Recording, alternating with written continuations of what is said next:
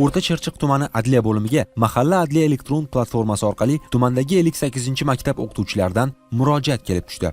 Unda o'qituvchilar bepul tibbiy ko'rikdan o'tish jarayonini tashkil etishda amaliy yordam so'rashgan. Mazkur murojaat o'rganilganda pedagog xodimlar ayni paytgacha pullik asosda tibbiy ko'rikdan o'tkazib kelingani aniqlandi. O'zbekiston Respublikasining 2024-yil 1-fevralda qabul qilingan pedagogning maqomi to'g'risidagi qonunning 14-moddasida davlat maktabgacha ta'lim tashkilotlari, ya'ni bog'chalar, umumiy o'rta ta'lim maktablari, o'rta maxsus ta'lim tashkilotlari, shuningdek boshqa davlat tashkilotlarida bevosita bolaning ta'lim tarbiyasi bilan band bo'lgan pedagoglarni davlat sog'liqni saqlash muassasalarida majburiy tibbiy ko'rikdan o'tkazilishi bepul qilib belgilangan.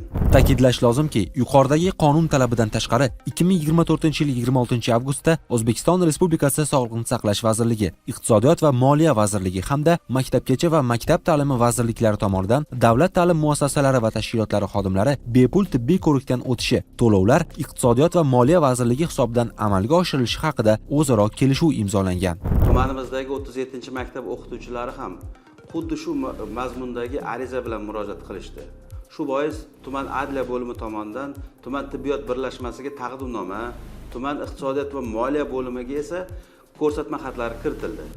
Natijada tegishli byudjet mablag'lari ajratilib, ikkala maktabning 85 nafardan ortiq o'qituvchi va murabbiylari tibbiy ko'rikdan bepul o'tkazilishi ta'minlandi. Haqiqatan ham biz tibbiy ko'rikdan bepul o'tdik. Buning uchun tuman adliya bo'limi xodimlaridan cheksiz minnatdormiz.